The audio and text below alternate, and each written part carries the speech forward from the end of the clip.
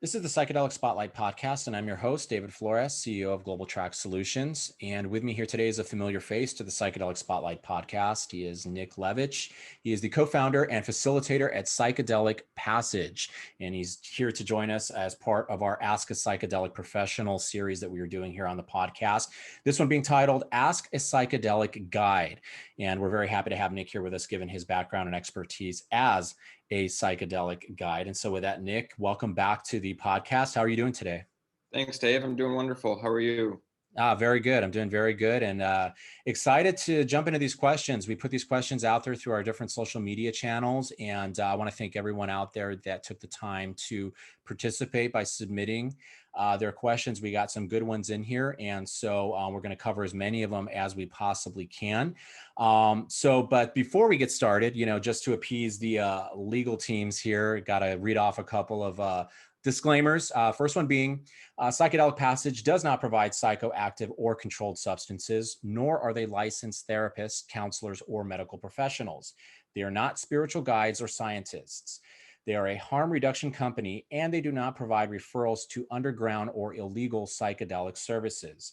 Any information received through their services, including this podcast, should be considered for educational purposes and not be misconstrued as medical or legal advice. Please use your discretion to ensure their services meet your needs. And Global Track Solutions, Inc. and Psychedelic Spotlight does not in any way encourage or condone the use, purchase, sale, or transfer of any illegal substances, nor do we encourage or condone partaking in any unlawful activities. We support a harm reduction approach for the purpose of educating and promoting individual and public safety. If you are choosing to use psychedelic substances, please do so responsibly and under the care or supervision of a licensed medical physician. The information and viewpoints shared in this podcast are for informational purposes only and should not in any way be considered medical advice. All right. Now that we got That was that a out of the mouthful. way, it was. But now that we got that out of the way, we can dive into these questions. So I guess the first one is probably the best place to start what does a psychedelic guide really mean? So maybe with that, you can provide, the answer to that direct question, but also little details in terms of, just everything involving a psychedelic guide and what it really means and what the responsibilities are.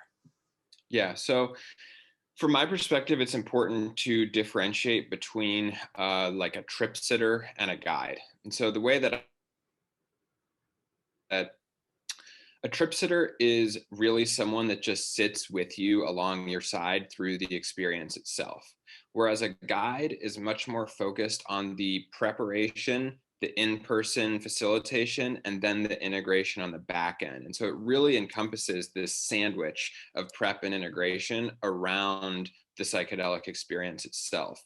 And so what this really provides is a far more encompassing support system for the journeyer, as opposed to just literally sitting with them for the experience itself. Very cool. Okay. And so another question that we got here is, if someone is interested in becoming a psychedelic guide, is there a path for that? Or where do you recommend someone to start? This person also says, obviously, personal experience plays into it. Maybe you want to touch on that as well. But are there any ways to get involved beyond just personal experience? Yes. So this is a really great question. And it's the answer to this question is going to be ever changing. We're in a very interesting place right now where the only legal psych is in the state of Oregon. And it's honestly pretty unclear what the qualifications are going to be a facilitator there. They're still working through all of that. And so I think ultimately what this means is you have a number of different routes available to you. The way that I see it is there's going to be this spectrum between medical professionals and clinicians doing things their way. And then you're going to have kind of the spiritual guides and medicine men doing things their way. And then there's everything in between. And so to me, this is really a question of which approach resonates with you. Undoubtedly, personal experience is a must. But then there also does need to be, from my perspective, some sort of training. So for instance, for me, that was through a multi-year apprenticeship with someone who does this work professionally. but that's not the only path available. And so I think it's just important to recognize what calls to you. For some people, going and getting a psychology degree is going to make the most sense. For other people, apprenticing is going to make more sense. For other people, taking a course is going to make sense. I mean, there's a lot of different courses through Synthesis and Onka and these different companies that are putting together very robust offerings. And I think it's really up to you as the person who's going to be making this your life's work to choose a path that resonates with you. I think there must be hands-on experience, both as a journeyer and a facilitator, because there's a certain amount of this work that just doesn't translate well through like PowerPoints or classroom style settings. You can certainly address certain things through that mechanism of learning that way, but there really is no substitute for hands-on. And the other thing is, anyone that does this work is eventually going to realize that your own healing plays a big role in this, because part of what we're doing as a guide is holding presence, holding non-judgmental space for the journeyer. And part of that means clearing your own slate so that you're not bringing your own stuff into their experience. And so for me, that's one of the unspoken parts of being a guide that we don't really talk about. And so for me, that's just as important as this concept of qualifications. It's like, okay, well, what are you doing to what does your own healing practice look like? And to me, those are very important questions that often get overlooked, because that's where these issues of transference and countertransference come into play, where you've got this weird enmeshing between the guide and the journeyer. And it's not always pretty if there's not this awareness around that possibility. Yeah, no, there's no question about that. And I think that kind of flows into this next question here. And, I think a lot of what, the work that a psychedelic guide, at least from my perspective, and what you've created here and why I think it's such an important service and offering, is it's really all about creating a safe and responsible environment, which is so important. Of course, that doesn't of course prevent, the potential of a bad trip. We use the word bad trip from happening. But I know there's a lot of people out there, and I've spoken with them, that the reason why they are maybe a little shy or scared to, try psychedelics is because of that potential to have a bad trip. With that, how are you prepared, as a psychedelic guide, to deal with a situation like that? If someone is maybe, going through a certain challenge or experience that isn't pleasant, let's put it that way, how are you helping them through that? And are you reaching into your own personal experience, in situations like that, to sort of help a person get through it? Definitely. I mean, it's really hard to help someone through something if you haven't been through it yourself. And the thing with the bad trip, you're right. I mean, so many people avoid these experiences out of this fear of a bad trip. And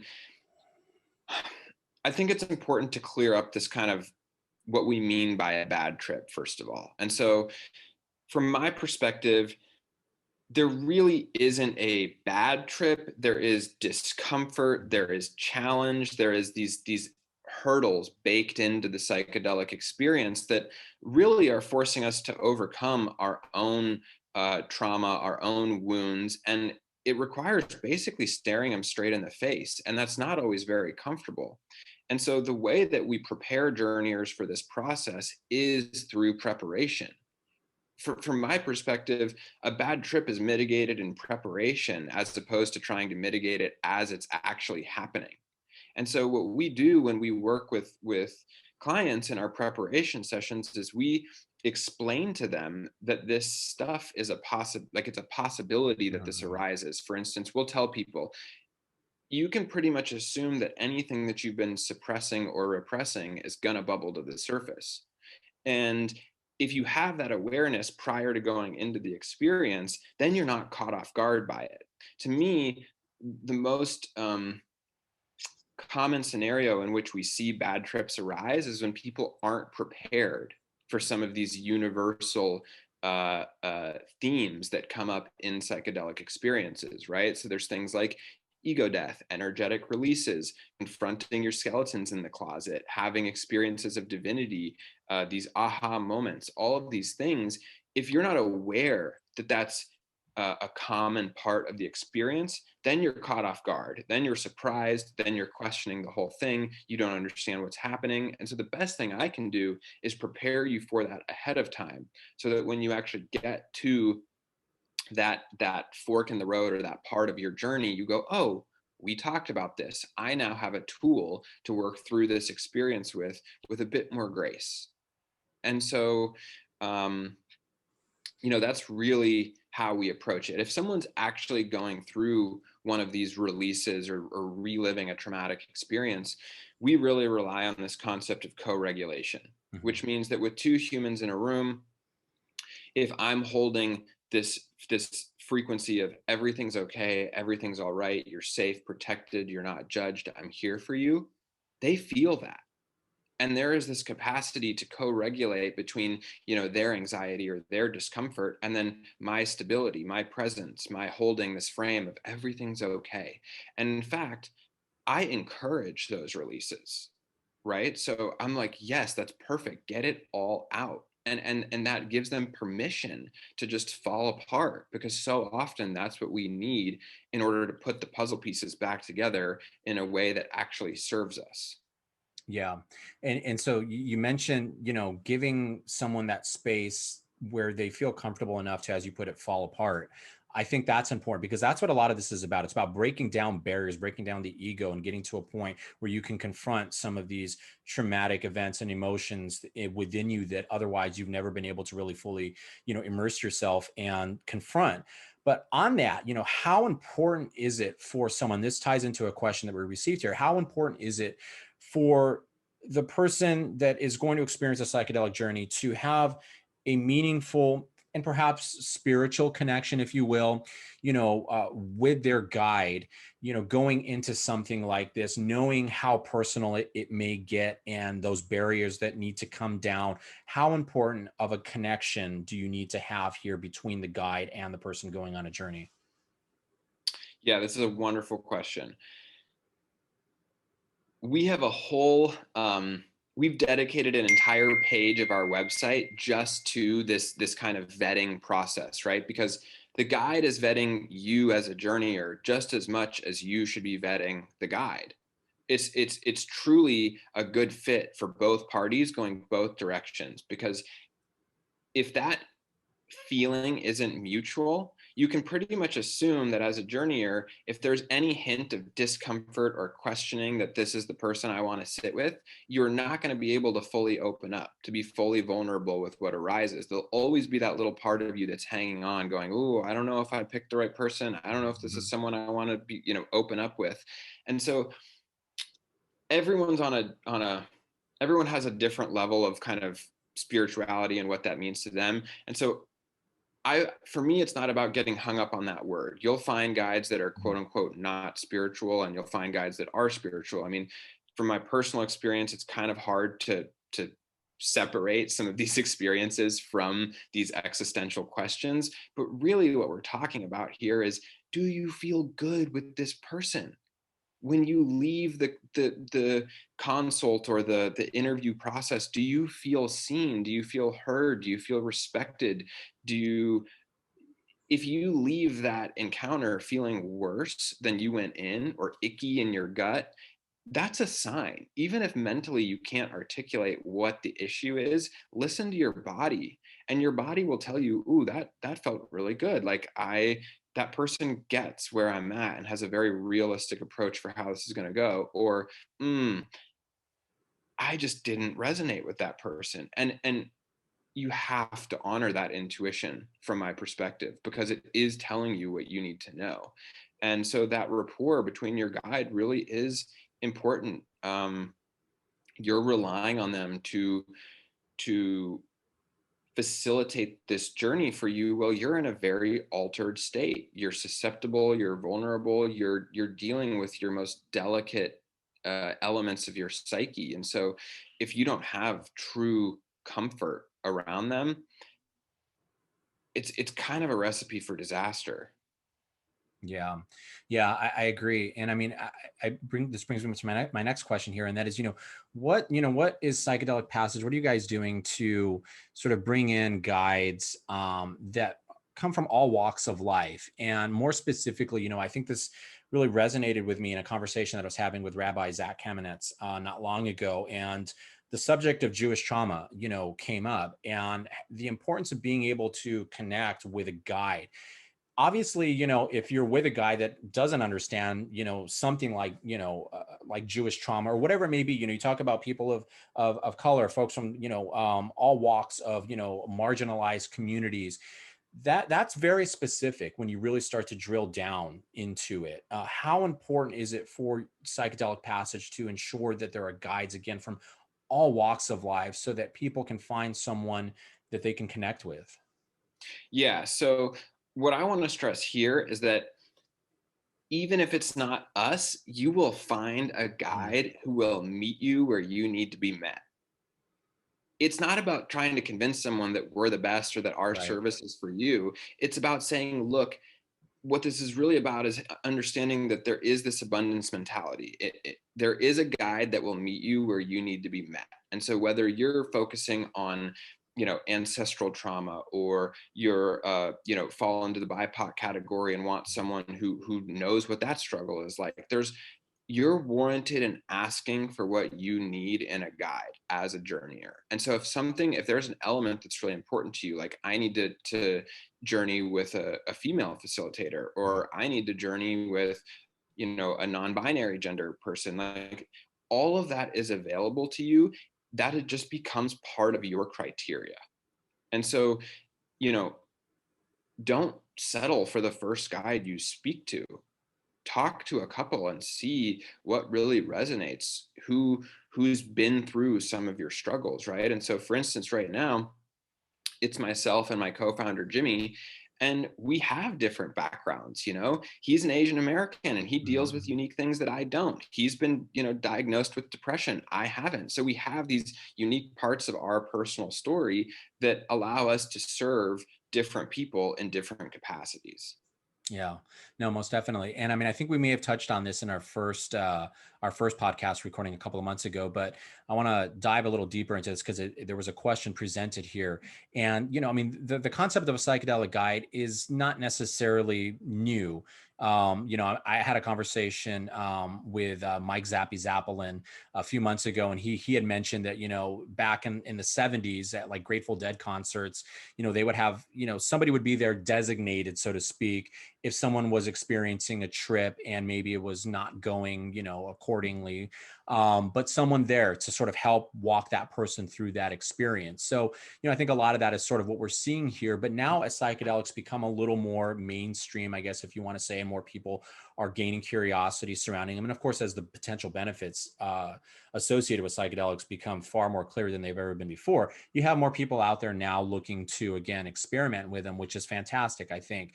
But with that, when we talk about someone going through a psychedelic experience or journey, there's a level of vulnerability that they are subjected to during that time. How are you making sure, that people in that state of vulnerability are in a safe space, they are taken care of? Because I would imagine so much of this is about going into an experience and a journey feeling safe with that person. So what steps, are being taken prior to that to make sure that someone is going to be safe throughout their entire journey? Yeah, so this is really a multi-step process as opposed to just like we do four things, Mhm. right? So the way that I look at it is like we start our vetting process the second we have an initial consult with someone. And we can gain a lot of information from just that first interaction. What are you already doing as far as your healing practices going? What have you already tried? What's causing you to turn towards psychedelics? What got you to here, right? So then we have a backstory.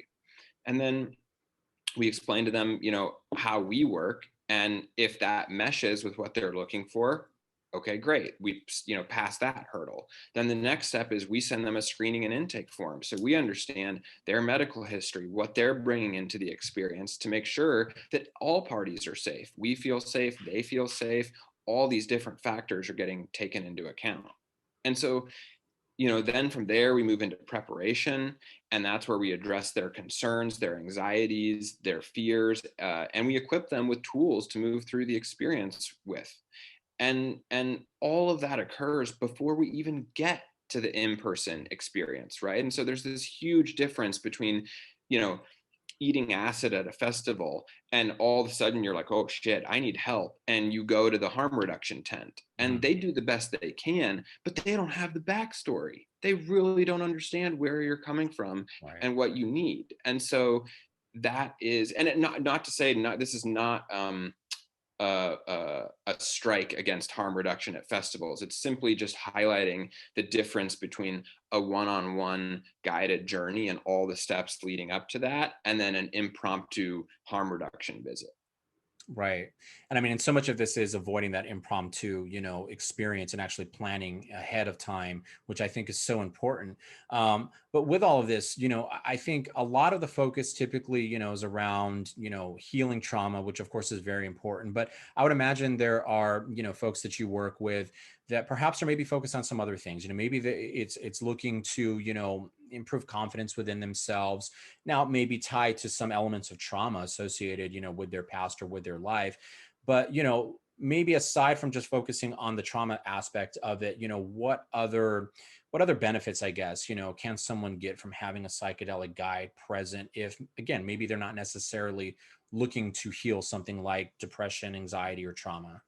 Totally. So a lot of the requests that we get or inquiries that we get are related to spiritual exploration, self exploration, Mhm. some of these big questions, existential questions of being a human, of the human existence, right? Why am I here? Like, what's my purpose?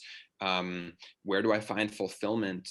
Um, we see people working on kicking addictions. We see people working through OCD and these ruminating thought loops that they get stuck in. And so, not necessarily directly tied to trauma per se, but these very tangible um, things that they're looking for clarity on, or these breaking of patterns. And so it's a myriad of reasons. And what we often find is that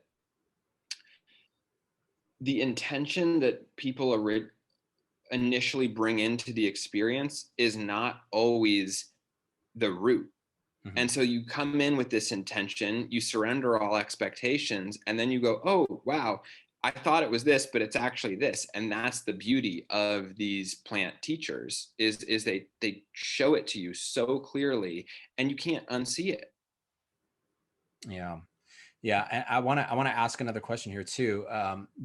About, I know there's a contingency here within the psychedelic community that believes, that psychedelics should only be utilized in a clinical setting. That you should only have a licensed therapist, there with you. I see some of their points, when they're making that conversation. But on the other side of it, I think a lot of this is about the idea that self exploration, should be available to everyone. And one of the downsides, at least that I see, with psychedelics in clinical settings is cost and accessibility. And that's gonna, you're unfortunately leaving out a lot of people out there that can potentially benefit from psychedelics and psychedelic journeys. So I'm curious to get your thoughts on just that whole sort of subject in general, clinical setting versus a setting where, maybe someone, wants to do something like this, at home or in a more personalized, environment. I mean, are there benefits, pros, cons, or anything like that, with the two different settings? Yeah, so I want to start answering this question by emphasizing that I do believe that we should have the freedom to explore our own consciousness and our own psyche in whatever way we feel called to do that. And so, what I see unfolding is that there will be a spectrum of clinicians that are doing this work that have all of the credentials, and you'll also see people that have no credentials doing the work. And I am not going to tell you which path is better. Mhm. That is an internal decision that you have to make. And ultimately, it comes down to who you feel more comfortable with. Some people feel comfortable when they see the MD or the PsyD or whatever the credentials are next to someone's name. And other people come to us so turned off from their 20 years of BS therapy, that they're like, I don't care what you are, I'm looking for a different approach. And so to me, it's important that consumers have a choice. They have a Yeah. choice as to how they want to explore this. And frankly, I've seen some really disturbing and heard some very disturbing stories from people sitting with licensed Mhm. professionals. I mean, people who have been administered ketamine by someone who's never actually used it themselves. And I mean, that's a recipe for disaster from my perspective. So that's kind of like teaching someone how to fly a plane, but you've never flown it. And so, we've actually had a staggering number of people reach out to us saying, I tried ketamine therapy and it was made me worse, or it wasn't, I had terrible experiences. They let me drive after, all these different things. And I'm sitting there going, wow, this is, credentials alone are not enough. And that's what I want to stress as someone who's seen this kind of spectrum, is credentials alone just aren't enough. Please do your due diligence. And if you need some help as to what that looks like, we have a page under the resources tab on our website that's what to look for in a psychedelic guide or sitter. And that gives you a myriad of questions to consider as you're interviewing a potential guide, or considering how to move forward. And the other thing is, the root use of these substances comes from indigenous cultures Yeah. with no background or formal training. Their training comes from thousands of years of ceremonial use with these plants and fungi. And so it's a little bit naive to say that the Western way is the only way that these things can be used. Yeah, and I mean, it's an interesting conversation, and I'm seeing a lot of this unfold here in the state of Oregon, as these psilocybin therapy initiative starts to roll out. But you have companies out there that are trying to work their way in it from a commercial aspect, trying to patent certain ways that psychedelics are going to be administered and psychedelic therapy is going to be administered to patients. But like you mentioned, there's been indigenous cultures that have utilized psychedelics for centuries, and now to try to come in and try to patent this, it's frustrating, it's infuriating. But on that, I mean, what do you, I don't know, I guess the question is, where do you see things going, when you see so much of here in the psychedelic space becoming somewhat commercialized and taking the path of big pharma, with some of the bigger companies out there? Do you think there's a middle ground where we can still keep ourselves in touch with the sanctity, if you will, of psychedelic healing without big pharma just poisoning it? Or do you think it's one or the other? I hope so. I really hope there is a middle ground. In my gut, I feel like there will be room for both to coexist.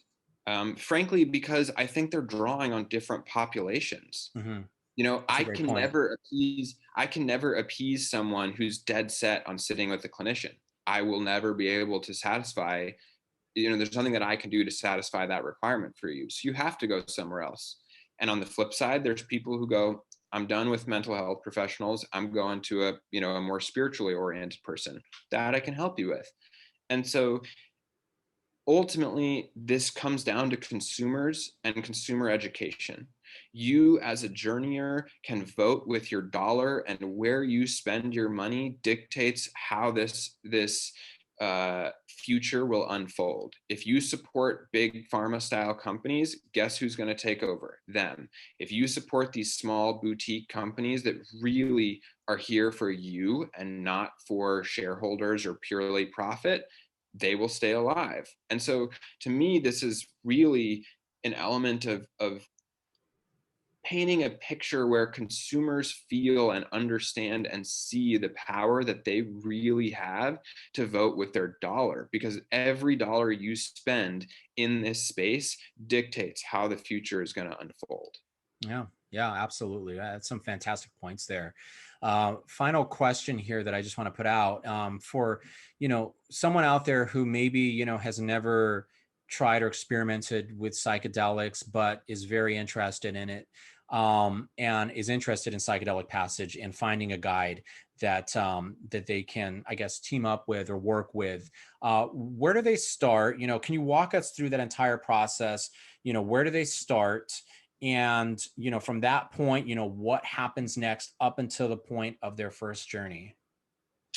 Yeah, it's a really good question. So we start everything off with a free 30-minute consult. No obligations, just, you know, ask whatever questions you have, get to know us. We'll explain to you how our program works. From there, we leave you with a leave behind PDF that goes over everything we talked about on our call, so you've got that for reference. And as the potential journeyer, take as much time as you need to really sit with whether this offering even makes sense to you, right? Because we don't do one-off trip sitting. Everything we do is bundled with prep on the front end and integration on the back end. That alleviates the biggest mishaps that we see in the space, which is people going through this without the proper support. From there, if you decide you want to move forward, we have you fill out a screening and intake form. This is to ensure your safety as a journeyer and ours as a facilitator. It ensures that we have a good understanding of your medical history. We also, at this point, have the option to loop in the therapist of your choice if you want a multi-prong approach. And so, nothing we do has to be exclusive of a mental health professional. If that's someone you want to bring into the mix, we're happy to all work together. Because, for anyone that is looking to work with a mental health professional, it's important to know that they most likely will not be able to sit with you during the experience itself out of, jeopardy of losing their licensure. Right. And so they can help on the front end and the back end, pre and post, but the experience itself, they're going to basically tell you good luck. And to me, that's a big issue. So I just wanted to throw that in there, that we can work with, other professionals. If you have a therapist you've been working with for 10 years, we're not going to tell you stop working with them. Like, we just want to connect with them so that we have this continuous chain of care. You now have a trifecta, a team that's working for your well-being, and not just these functional silos of different people. And then if everything looks good on the screening and intake form, then we go ahead and schedule a ceremony date, which is, the actual date that we go to you or you come to us for the experience, which is about a 6 to 8 hour experience, all said and done. And then we schedule preparation sessions. So depending, we do minimum one preparation session that typically takes place 1 to 2 weeks before the journey.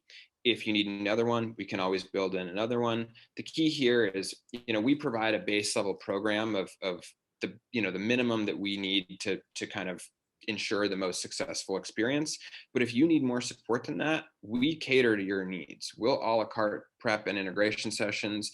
Nothing is set in stone. We want to make sure that you as a journeyer feel as comfortable as you possibly can leading up to that in-person experience. Once that's all scheduled, the final piece is after the journey. Minimum of a week after, we'll do the first integration session. And we find that people need that week to let all of the pieces fall back into place before we even try to unpack the whole thing. There's so much processing that occurs after the experience itself that we just give people the time and space to let that unfold naturally before we try to dig back into the whole thing and then make implementations into your daily life of some of these changes, insights, downloads, realizations. And so that's really kind of the full journey from initial consult all the way through to integration. Typically, that whole process is about a month. So, that's what you can expect. And yeah, that's really kind of what that looks like. And in that period of time after the ceremony, I would imagine you guys are still available to, connect. If, let's just say, I woke up, one night and, I just all of a sudden I'm overcome with these emotions and these feelings from, from that ceremony, from that journey. Am I able to, connect with you just to kind of just go through it?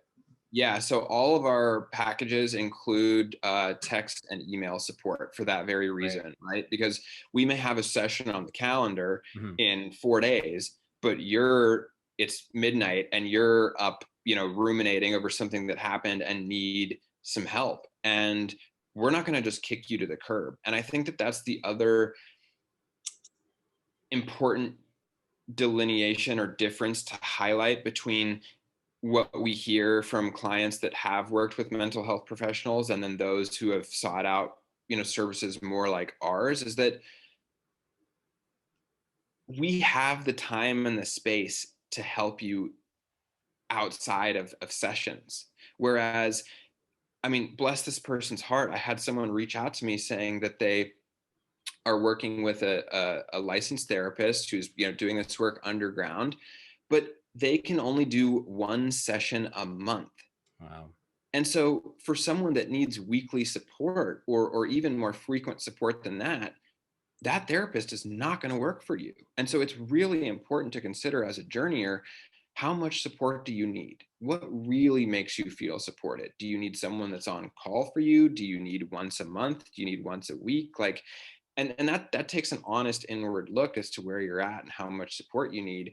And so really one of the considerations that I want to stress for journeyers is like, make sure they can meet you where you need to be met.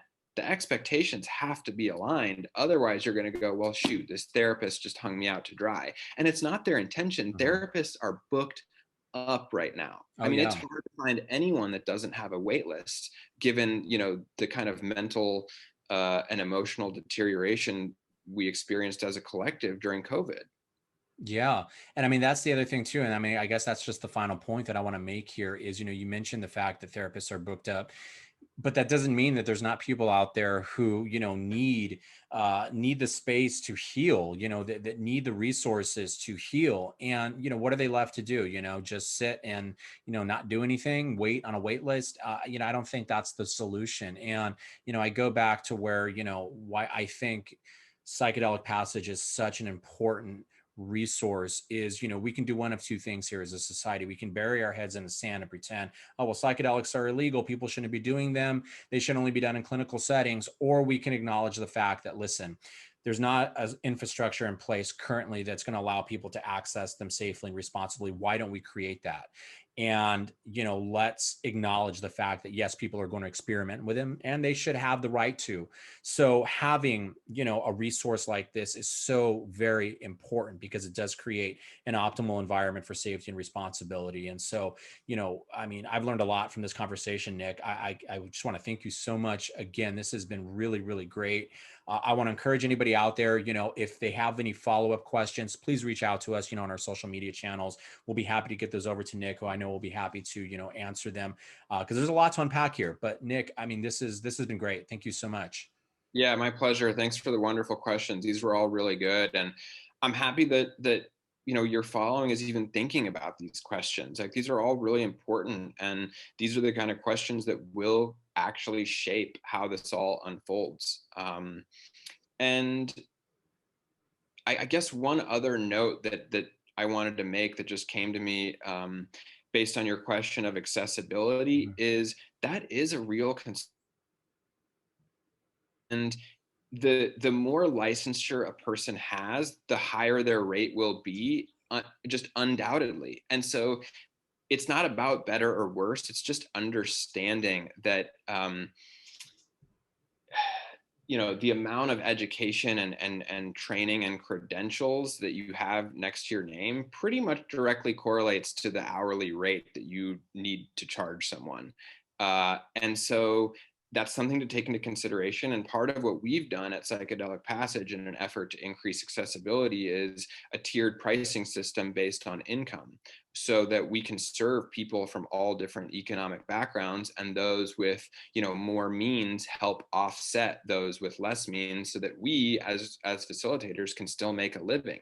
Because it's a very real challenge as providers in this space, is how do you make it accessible while also making a living yourself? I mean, otherwise it's just not sustainable. And so there's got to be a middle ground. And we do live in a capitalistic society, and we all need to pay rent and pay our bills.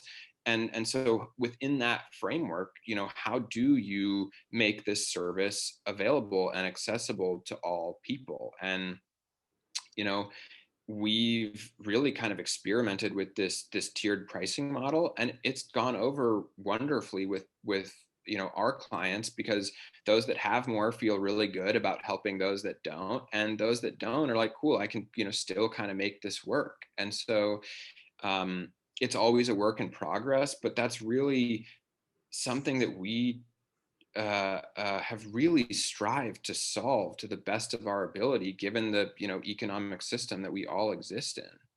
Yeah, and I mean, just recognizing that that challenge exists and putting together, even if, like you said, it's a work in progress, a solution to it, I think is so important, and that's what encourages me the most about the psychedelic community right now. And it's really the psychedelic community that's, not on the corporate side of things, but there really is this interconnectedness that I'm seeing. Everyone wants to help one another out and making sure that no one is left out or left behind.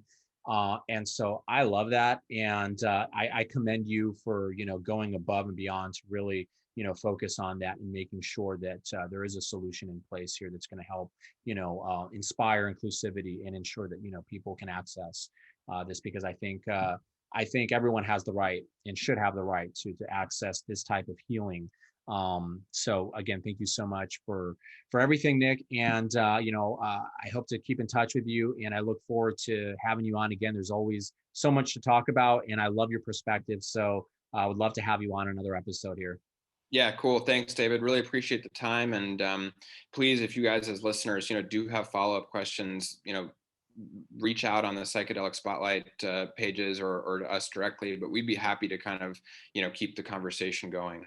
Yeah, absolutely. And we'll make sure that we get the Psychedelic Passage website included here with the podcast. So if anybody wants to reach out directly to you or your team, they'll be able to do so. But with that, thank you again. I appreciate it, Nick. Yeah, likewise. Thank you.